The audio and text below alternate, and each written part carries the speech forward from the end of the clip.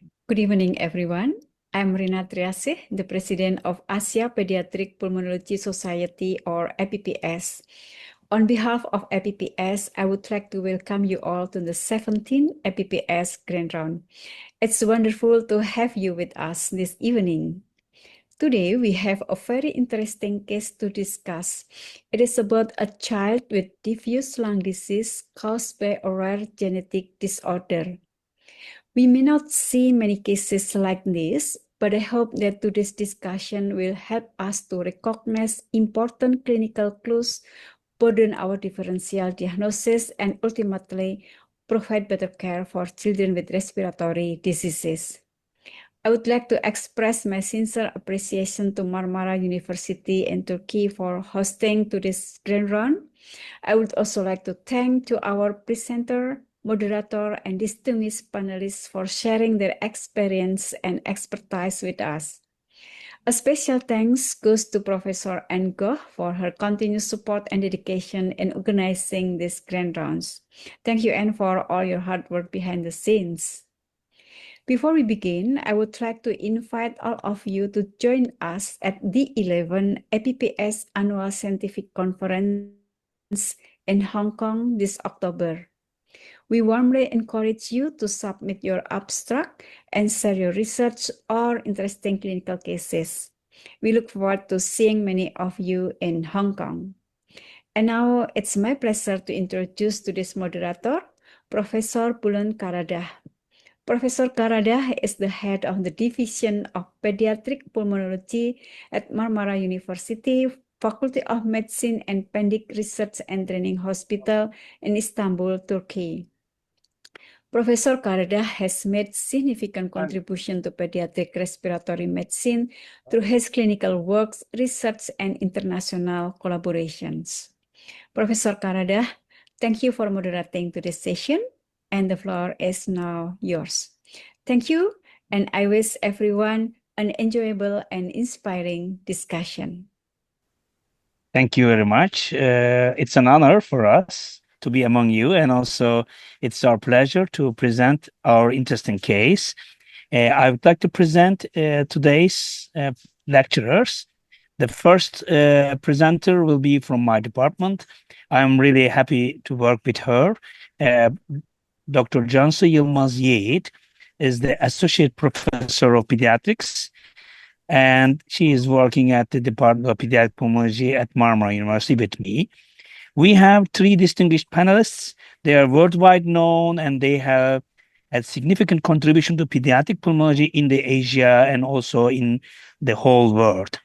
It's my pleasure to first present Professor Sushil Kabra, who has been the professor of pediatrics at the All India Institute of Medical Sciences, New Delhi, India. And also Professor Ann Nathan. I'm sure everyone knows her. She is the senior consultant pediatrician and pediatric pulmonologist working at the University of Malaysia at Kuala Lumpur, Malaysia. And also, last but not the least, another important panelist of today is Professor B. Wa Lee. She is a adjunct professor at the Department of Pediatrics and working at the National University of Singapore in Singapore. So I hope that it will be a very fruitful discussion.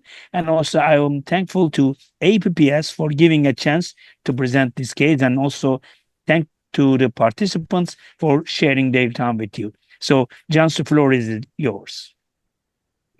Thank you very much. Good afternoon, everyone.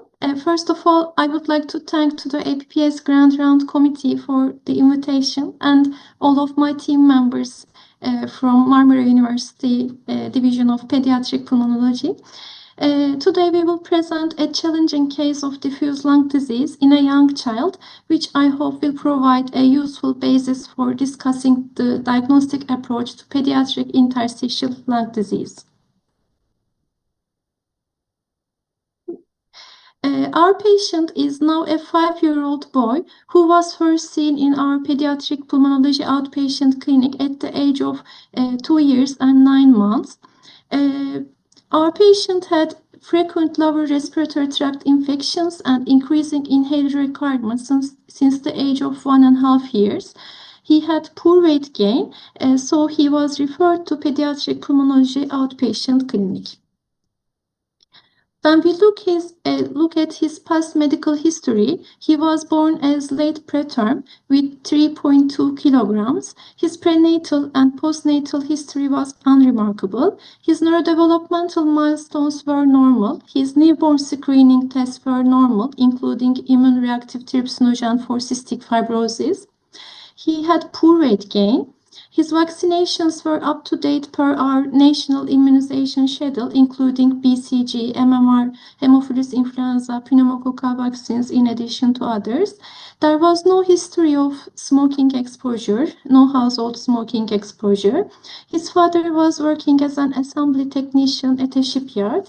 There was no history of other environmental exposure, such as birds, pigeons, soil, mold, or other antigens which may be associated with hypersensitivity pneumonitis. His symptoms began very early in life. At 20 days of age, he presented with fever and upper respiratory tract symptoms, along with jaundice. He was assessed as an upper respiratory tract infection at that time and discharged after a short-term observation only. At the age of 1 year, he required his first nebulizer treatment, and at the age of 2 years, he had fever and he was hospitalized due to suspected pneumonia and sepsis. He received parenteral antibiotics for 7 days, and he also required oxygen supplement for 3 days at that time. During the follow-up period, he had inhaled bronchodilators, inhaled steroids for 2 to 3 times per year, with only short-term hospital admissions. The family was living in Mardin, which is in the east side of Turkey, and due to growth failure, he was referred to a university hospital, but family were unable to attend at that time. He presented to our emergency department in Istanbul at the age of 2 years and 9 months with fever and cough. At that time, on examination, he had fever, he was tachycardic, he was tachypneic, and oxygen saturation was 94 to 95. Chest auscultation revealed bilateral rhonchi in the basal zones. The rest of his examination were normal at that time. Looking to laboratory results, it showed up a white cell count of 10,000 per cubic millimeter with a neutrophil predominance, a CRP level of 38, which was high. His blood gas analysis showed only mild respiratory alkalosis, which was possibly due to his tachypnea, and his renal and hepatic functions and metabolic parameters were all within normal limits. This is his first chest X-ray, which was taken in our emergency department. It showed bilateral diffuse ground glass opacities. At the emergency service, he was treated with nebulized salbutamol, and he was observed for 24 hours. During that time, he responded well to that therapy. His tachypnea resolved. His saturation remained stable at 97. He was positive for influenza A at that time, so a saltamivir therapy was started. He was referred to our pediatric pulmonology outpatient clinic due to his chronic symptoms, pulmonary symptoms, growth failure, and chest X-ray findings. When we look at his family history, the most important finding in the family history is first degree is a parental consanguinity. The parents are first degree cousins. There was a history of asthma in the father during childhood, but he was currently asymptomatic. His paternal grandfather also had asthma. There were multiple hemophagocytic lymphohistiocytosis-related deaths in paternal relatives. The mother and sister were healthy, except for the sister. She had a history of cleft palate repair. We can see the pedigree here, which shows that consanguineous marriage is common among family members. We can see 3 relatives because of age LH, and one of them had a genetic test which showed a homozygous mutation at perforin 1 gene. On pediatric pulmonology outpatient clinic, at first examination, his weight and height were both below average, with both parameters around minus 1.7 SDS. There was no chest deformity or clubbing. His breath sounds were equal and normal at that time during the stable phase of the disease. However, he was still tachypneic with a respiratory rate of 30 per minute, and his oxygen saturation was 93 to 94 at room air. The systemic examination was essentially unremarkable. There were no skin or musculoskeletal findings suggestive of an autoimmune disease or rheumatological disease. There was no lymphadenopathy or hepatosplenomegaly. There was no neurological, cardiovascular, or ophthalmologic abnormality. We reviewed his chest X-ray from the beginning, and we noticed the diffuse ground glass opacities were also present at the previous chest X-ray. The current chest X-ray again showed bilateral diffuse opacities. Blood gas analysis was normal at that time. Here we can compare the two chest X-rays. One of them is from 2 years and one of them is from 2 years and 9 months. Although diffuse infiltrates were already present on the earlier film, the current chest X-ray demonstrates clear progression with diffuse bilateral ground glass opacities. Based on the history, examination, and imaging findings so far, what would be your leading diagnosis? Please take a moment to think about it.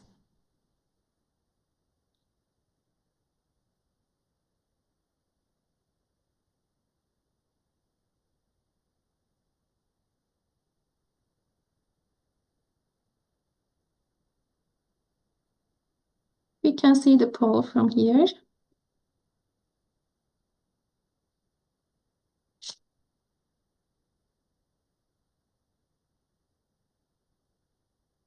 I think everyone has answered it.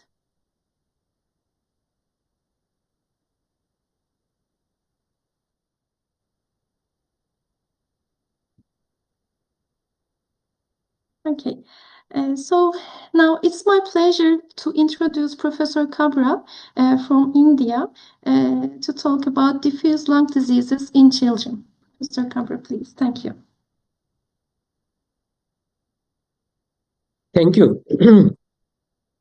As we had seen in our index case, there is a recurrent respiratory symptoms, failure to thrive, not growing well, consanguinity and family history of death due to HLH. And imaging showed a diffuse lung disease.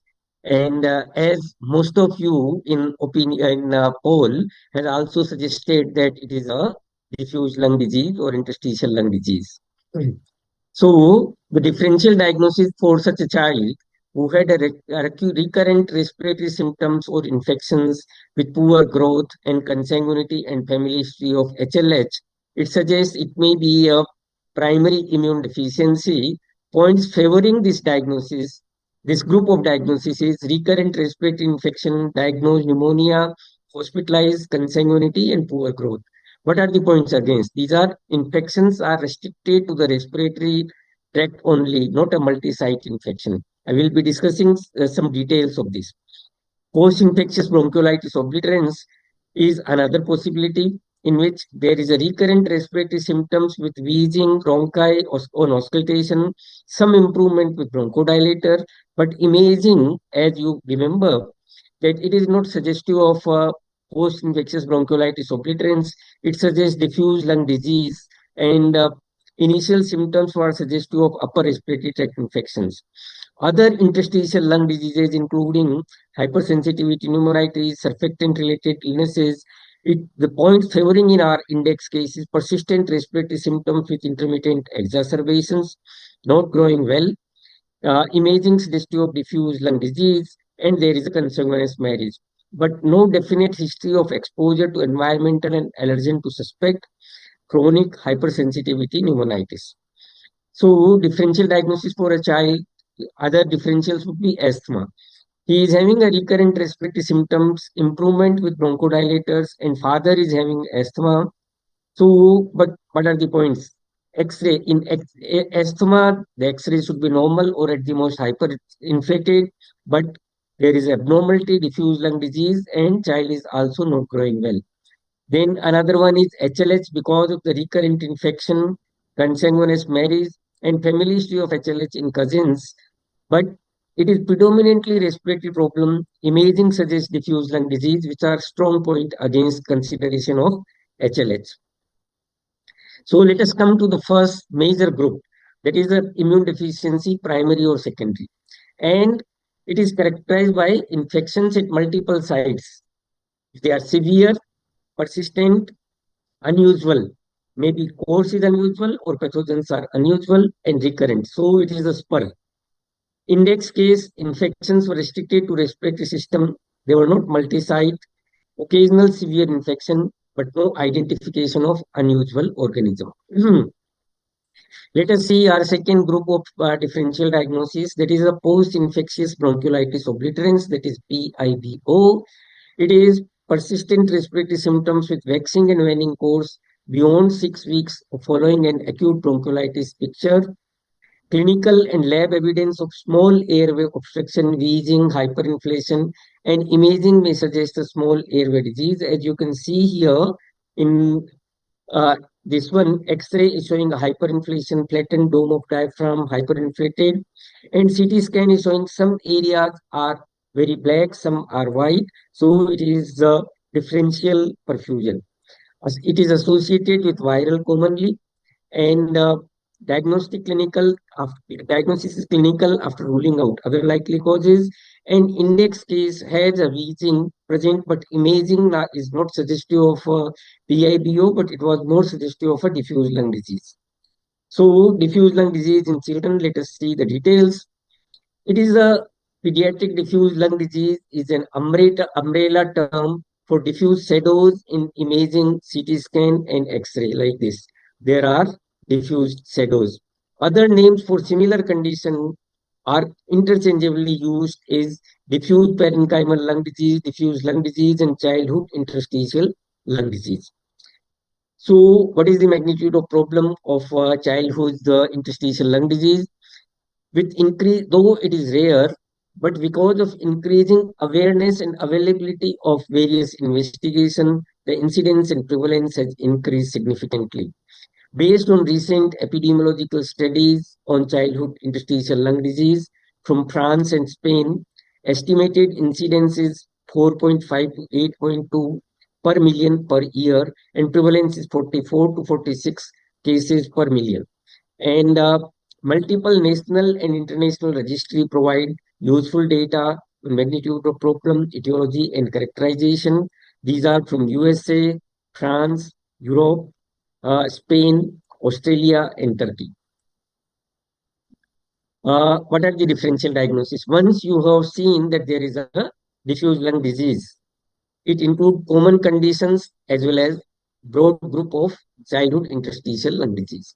And common conditions which are excluded before considering interstitial lung disease include lower respiratory tract infection, asthma, aspirations, congenital heart disease, immune deficiency disorder, cystic fibrosis, primary ciliary dyskinesia, and bronchopulmonary dysplasia. So definition is, in general, diagnostic criteria for child defined almost 15 years ago, it remains same, and it is correct when you will consider persistent respiratory symptoms with respiratory signs in form of tachypnea, adventitious sounds, retractions, digital clubbing, failure to thrive, and respiratory failure, hypoxemia, along with that evidence of diffuse parenchymal lung disease on chest radiography. The causes are multiple. Based on etiology, age of onset, and systemic disorder, they are classified.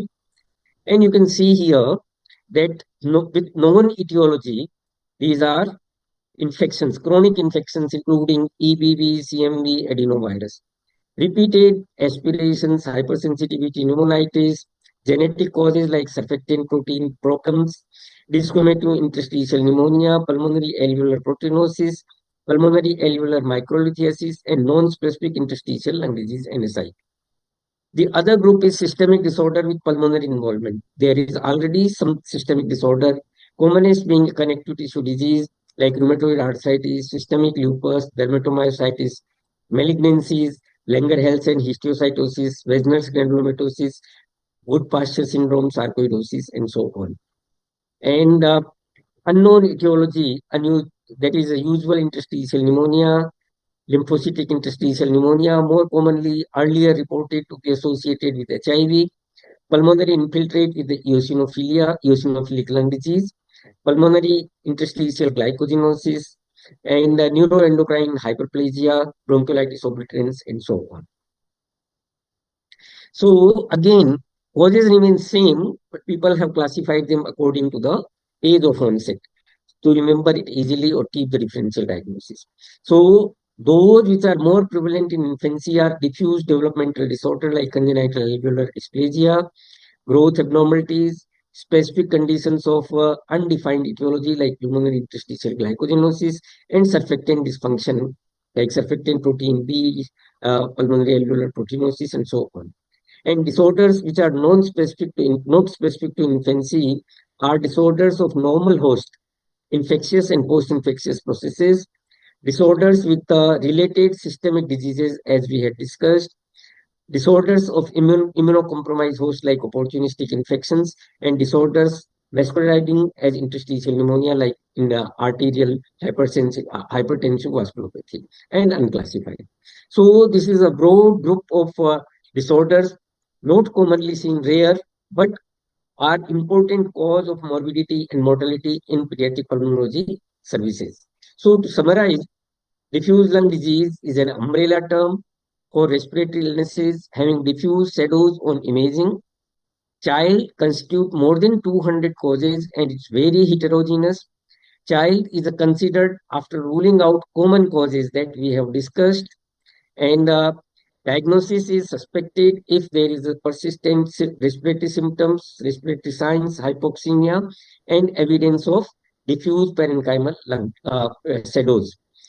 As you can see, careful analysis of history, examination, and interpretation of imaging gives a clue towards underlying disease and help in deciding about further investigation.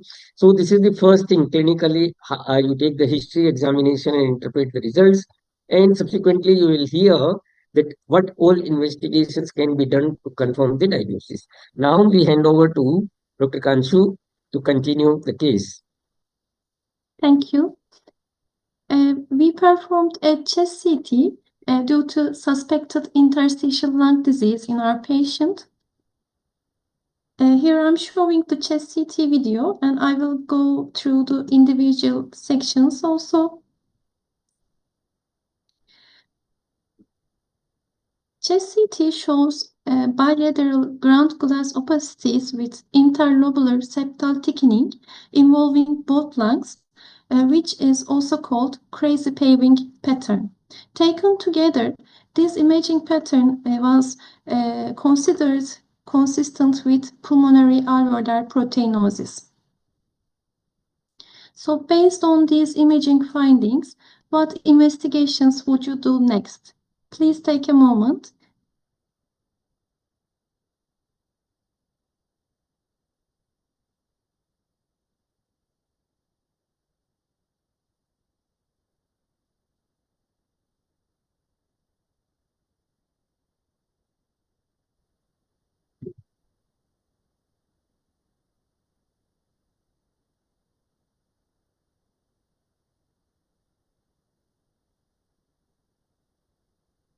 And now it's my pleasure to introduce Professor Annethen from Malaysia to talk about approach to pulmonary alveolar proteinosis. Professor Annethen, the floor is yours. Thank you.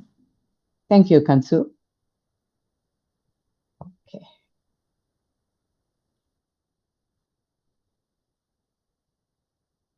Okay, so let's summarize what we already know.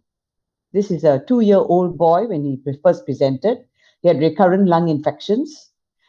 Even though he was initially treated as asthma, his chest X-ray clearly did not support the findings of asthma. It showed ground glass appearance. He had a normal LDH and his HRCT probably clinched the diagnosis because it had this evidence of a crazy paving. So we already discussed about diffuse lung disease and this crazy paving. What is the next test that we should do? And that was the question that we asked you.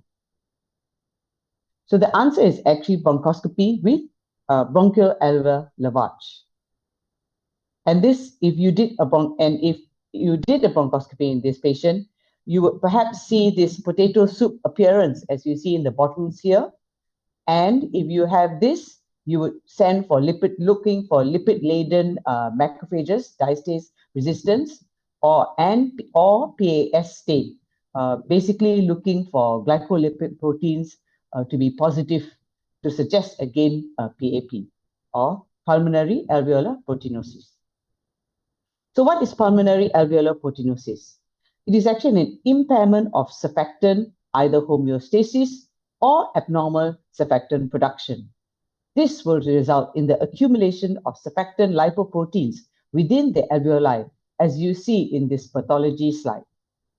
Surfactant is normally removed and recycled mainly by alveolar macrophages. Looking at this image here on your right, you will see that the GM-CSF cytokine is actually produced by alveolar type 2 epithelial cells. These bind to the GM-CSF receptor, and this results in the activation or the inducing phosphorylation of the signal transducer and activator of transcription STAT5. Hence, this results in terminal differentiation of your alveolar macrophages, and these macrophages in turn result in effective surfactant catabolism. So PAP, again, unfortunately, has got many causes. So when faced with a child with PAP, you actually have to go through what would be the common things to exclude. So we start here with primary, or if you can divide it into hereditary and autoimmune. Hereditary, we're basically looking at genetic GM-CSF receptor disorders.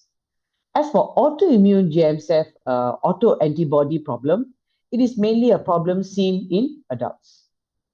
As for congenital abnormalities associated with PAP, here we have the genetic surfactant disorders, all, as you can see here, things that we are familiar with besides the B, C, APCA3, and TTF1.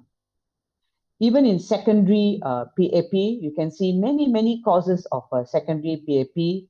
But I suppose in pediatrics, one must think of, could this be a form of metabolic disease like lysopyric protein intolerance or Niemann-Pick disease? Immunodeficiency, again, very important to think about and exclude, whether be it congenital or acquired retroviral disease. Other rarer genetic disorders that are coming up now in a lot of journal publications like COPA, MARS, STING, and GATA2. Even in malignancy, it has been described. For example, if a child has myelodysplastic syndrome, AML and ALL, in lymphoma, it's seen more in adults. Chronic infections like nocardia, TB, and finally, toxic inhalation syndrome. So secondary HLH can also be found in patients with this PAP. And I mentioned this because in this family, it was really unique that there was actually a family history of HLH. So it could be that this child also has some sort of a HLH that could be predisposed to this PAP. It is also important to note that depending on which journal article you read, that many of the adult articles will mainly concentrate on autoimmune causes of PAP, which will be rare in children. So let's look at this diagram, and we start with how do we explain why does this actually happen. So for example, in primary PAP, as if you remember, it is mainly a problem with either the GM-CSF receptor abnormality or the production of GM-CSF autoantibodies that inhibit this activity of the GM-CSF receptor, resulting in abnormal macrophages. If you look up here for congenital PAP, it is the main problem is this accumulation of abnormal surfactant that causes an overload, if you can say, to the macrophage system or macrophage clearing system. When you look at secondary PAP, usually it's probably causing some sort of dysfunction to the macrophage. So for example, in primary immunodeficiency, so your macrophages actually do not function properly. What are the symptoms in a child to suggest PAP? In a neonate, it can be a very rapid picture with a term child with a respiratory distress syndrome resulting in intubation. And I suppose the earlier they present, the more likely is going to be their mortality. In older children, this can be more insidious.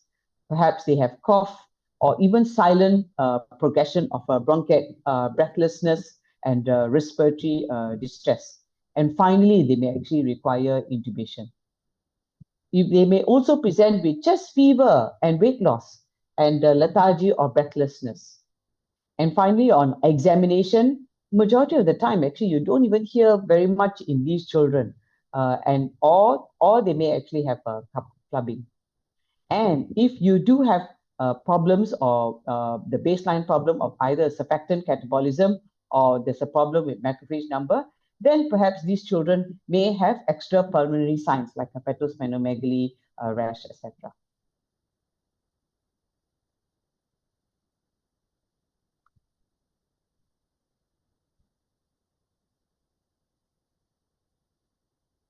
Okay, I'm trying to move my slide forward. Okay, so again, this is to stress that majority of the pathways that you will find, you have to take note that in the adult pathways, looking for GM-CSF autoantibodies is one of the main things that you will look for. But however, in children, this is actually going to be different. In children, because many of the time it is actually due to genetic disorders, genetic tests are important. Can I go to the next slide? Thank you. So as you see, genetic tests are important. But of course, before you do genetic tests, again, a common and simple things first would be looking to exclude both congenital and acquired immunodeficiencies. And then, of course, progressing to genetic tests. And again, stressing that looking for GM-CSF autoantibodies really is something that we should be only doing in adults. It also is important to stress that the performing of lung biopsy should only be done when there is diagnostic uncertainty after doing BEL and GM-CSF analysis if necessary. So lung biopsy is not commonly necessary for these type of conditions, but the genetic test supersedes the lung biopsy. Okay, so let's go through these very busy slides. Many of these, perhaps many of you all will know. So again, remember that we talked about the genetic resources of surfactant production. You know, there are many types of surfactant problems. So for example, in surfactant B, you know, they normally present with neonatal RDS. If you have got a problem with FK3, it can present both as neonatal RDS or later on in a child. With surfactant C, it can present again both as a more likely to present an older child or an adult. And interestingly, there have been reported cases of a non-resolving RSV bronchiolitis to suggest surfactant C. And last but not least is NKX2 or TTF1, whereby it will be identified by the presence of other extrapulmonary problems like hypothyroidism and choreoataxia, although that may present later. In terms of its inheritance, surfactant B and APCA3 is usually recessive. Of note is that APCA3 actually has got more than 200 mutations, so it's a large genetic defect. For surfactant C and NKX2, although both are actually by dominant inheritance, many of the time the penetrance is variable, and there's actually sporadic mutation resulting in these two mutations. Looking at the incidence, so surfactant B, thankfully, is very rare because it's a very highly fatal disease. When you look at APCA3, again, because it's a very large genetic mutation, it's a lot more commoner, and it also has got a high mortality. If you look at surfactant C, although we're not very sure about the incidence and the and the cause is actually variable. And similarly, in NCAX2-1 as well, the cause of this disease can actually be quite variable. So looking at genetic disorders associated with GM-CSF receptors subunit, the main problems usually have been identified with the abnormalities in the alpha subunit, which is inherited in its recessive form, can be seen in Turner's syndrome. Now, in GM-CSF receptor disorders, it is unlikely to present in the newborn. So normally in infancy and adult. In terms of its manifestation, it can be either silent or symptomatic and seems to be precipitated by respiratory infections, mycoplasma being commonly implicated. And the treatment is usually lung lavage and nebulized GM-CSF or even stem cell transplant. So let's look at this other illness. So even though it's labeled here as under surfactant catabolism, this OAS1 or oligoadenylate synthetase mutation, this is actually associated more with immunodeficiency. It's it's a dominant, but it can be also sporadic inheritance, tends to present early in life, and is usually associated with hypogammaglobulinemia and recurrent lung infections. And often these children will require stem cell transplant. So let's go and discuss the rarer other genetic disorders. Can I go to the next slide? So the other rarer genetic disorders that maybe many of you all may not know of these. So number one, we have this MARS. So MARS actually has got a very high mortality, and not fortunately, or it's very, very rare, and it seems to be associated with persons who live in the La Réunion island. If you look at the next, the next is STING. STING is what we call normally an interferonopathy, and it results in abnormality in interferon secretion. It can be associated as an autoinflammatory disease or a STING-associated vasculopathy of infancy. Its inheritance is autosomal dominant, again, very rare, and some people may actually use JAK inhibitors to treat this case, these children.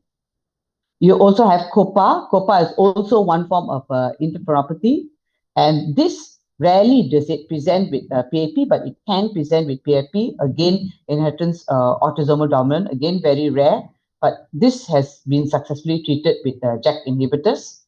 And last but not least is actually GATA2, which is more associated with immunodeficiencies and hematological malignancies. As you can see, multiple extrapulmonary manifestation. Inheritance is also autosomal dominant. PAP is somewhere around 18%, and unfortunately does not respond to treatment other than stem cell transplantation.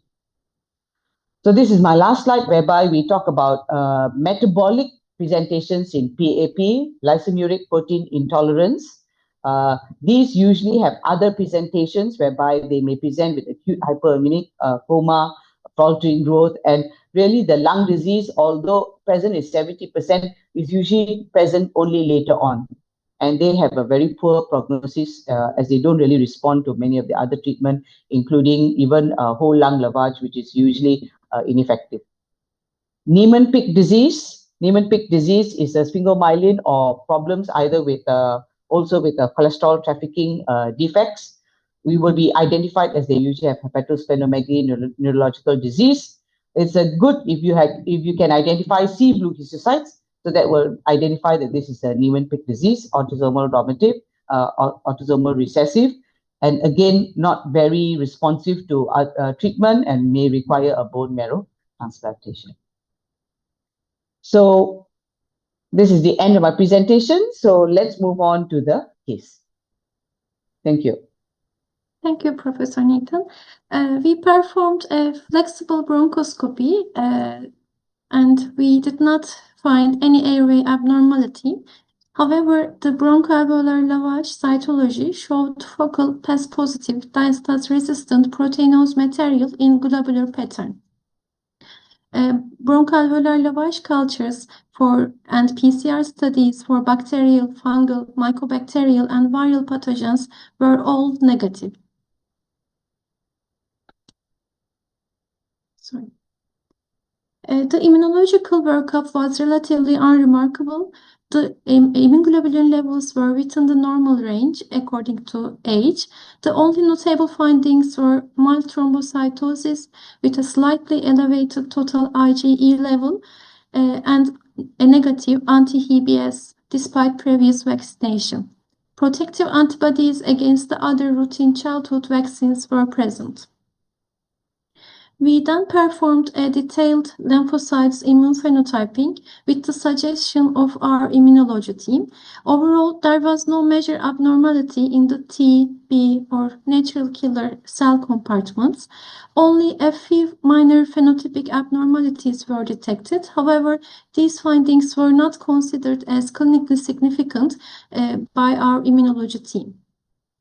We also investigated inherited metabolic diseases as a potential cause of diffuse lung disease and pulmonary alveolar proteinosis. Urine and plasma amino acids, urine organic acids, tandem mass spectrometry, and the lipid profile were all normal. We performed a rheumatological workup.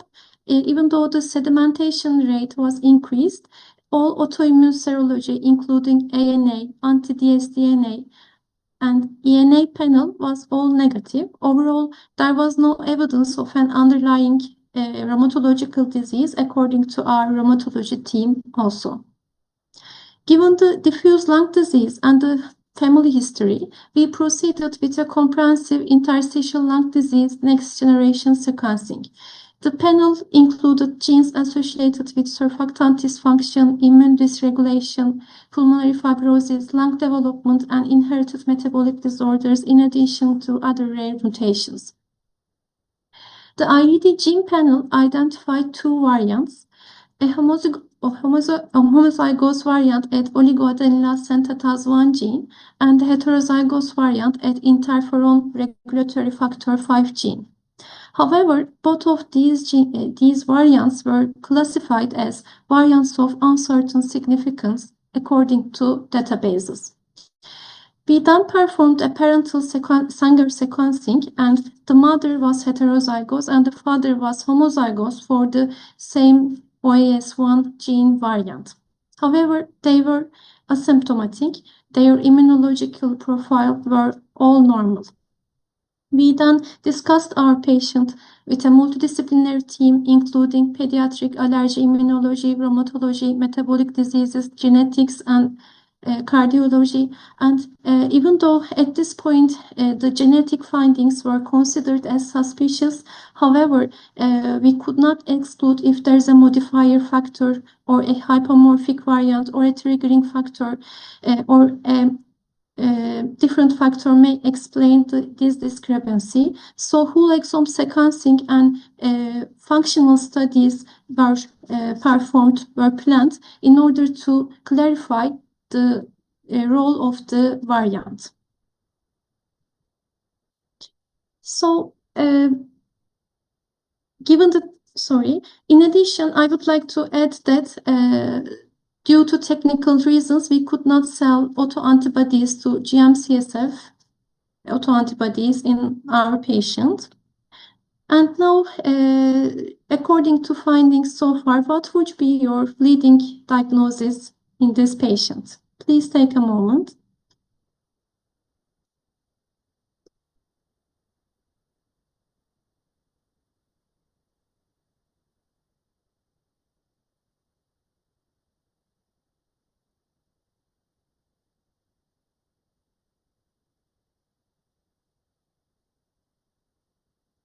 Now, I would like to introduce Professor Dr. Biwa Lee in order to talk about inborn errors of immunity and pulmonary alveolar proteinosis. Thank you.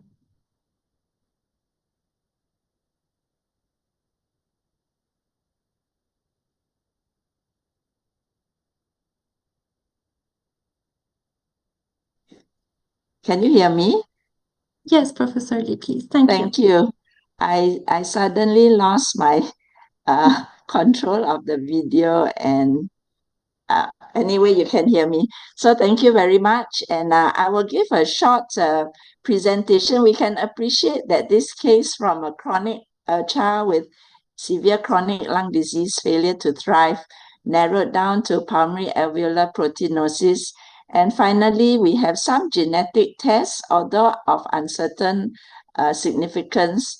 They point towards probably errors in immunity, because these two genes are actually involved in the innate immunity. Let me just move my slide. And I think Professor Nathan has presented very elegantly all the causes of genetic pulmonary alveolar proteinosis. And I've just listed them down. They are actually what she has already gone through in terms of how it involves the immune system as well. So you have children, although these are very rare cases, so we are going from very common right down to very rare cases of immune disorders. And they are immune disorders mainly because they affect the innate system. There's dysregulation. You either have autoinflammation, as you have heard.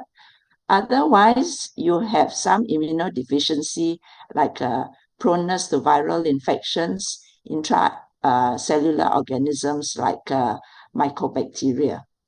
Our focus actually today is the OS1 gene, and it is part of the innate system because we found a mutation in this patient, and it was of uncertain significance, but the child was homozygous, and so was the father, if I'm not mistaken.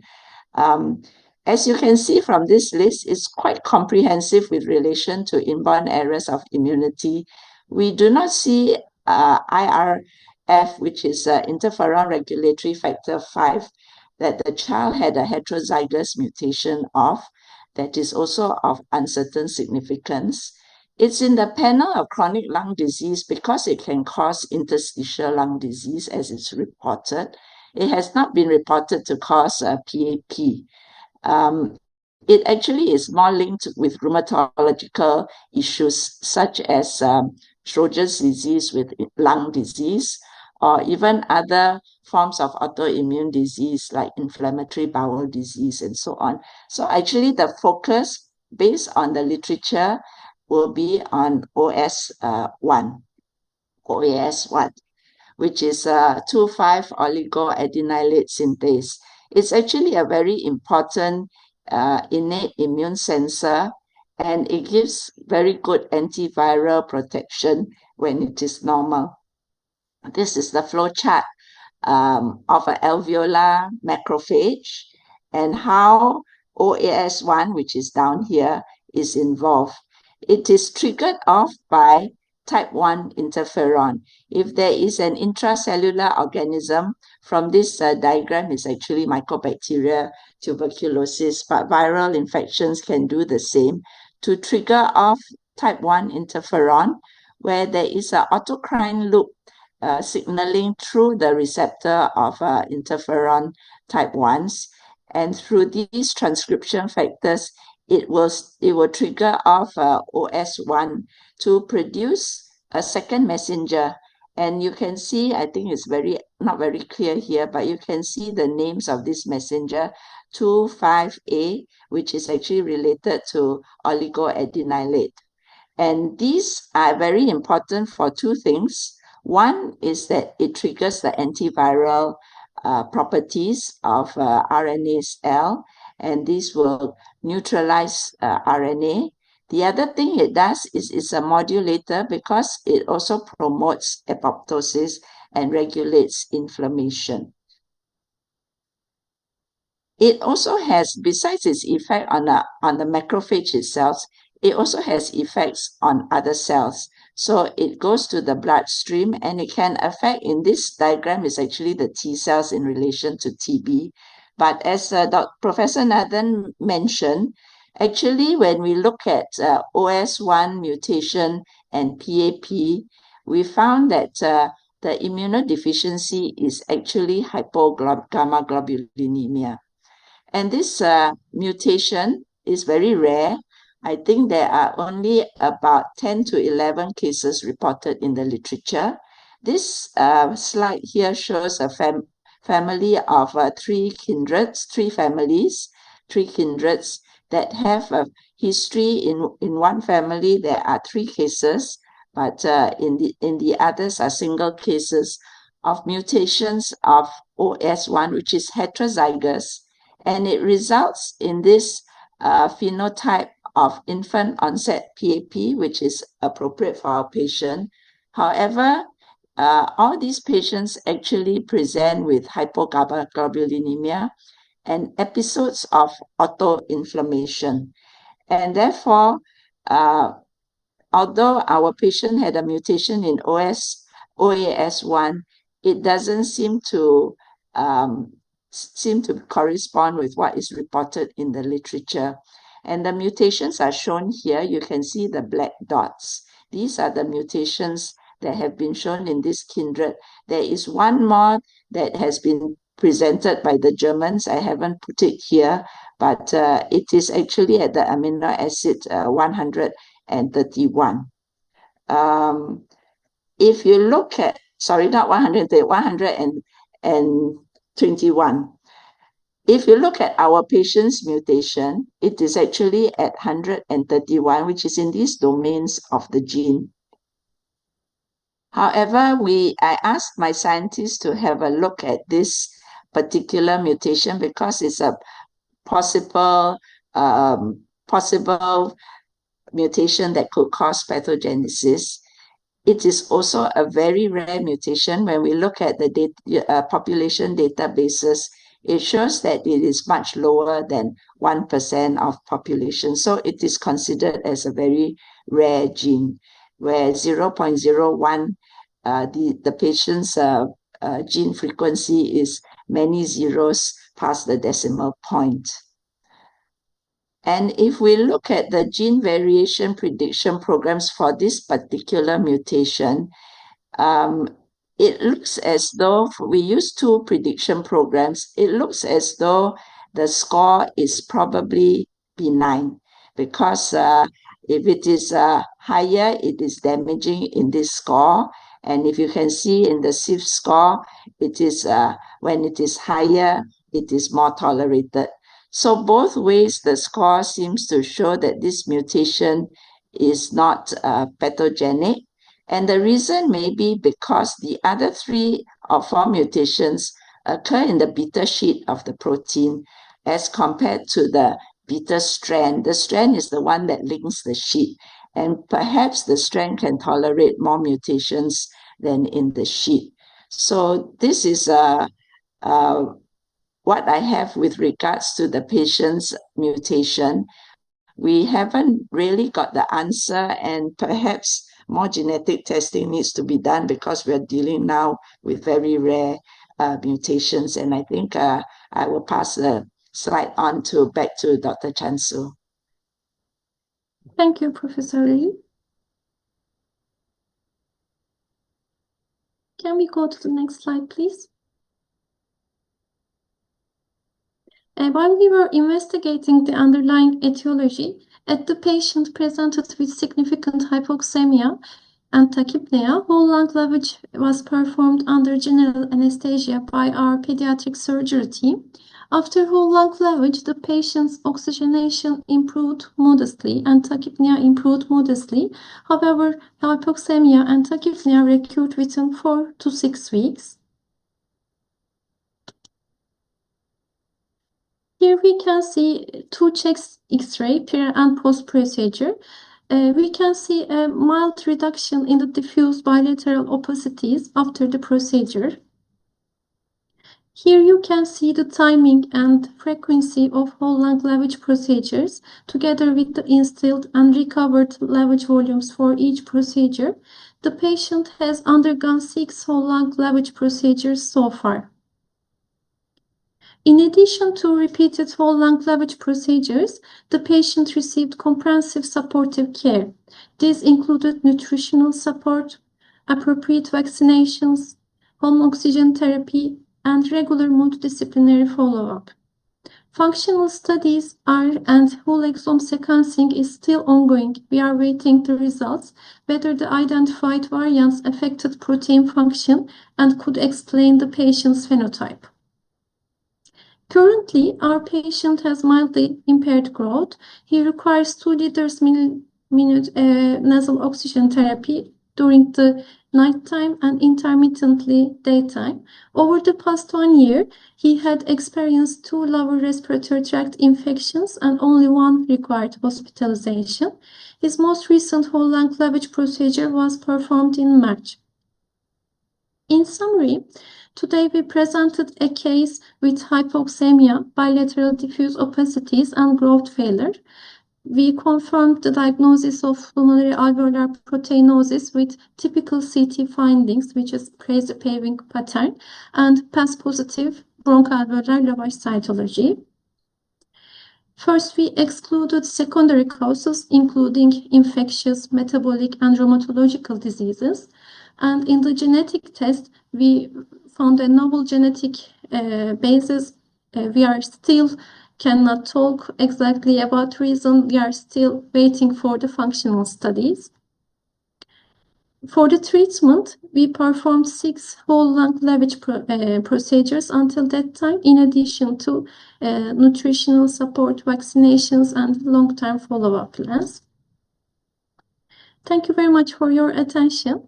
And now it's my great pleasure to invite Professor Dr. Karada to share take-home messages today.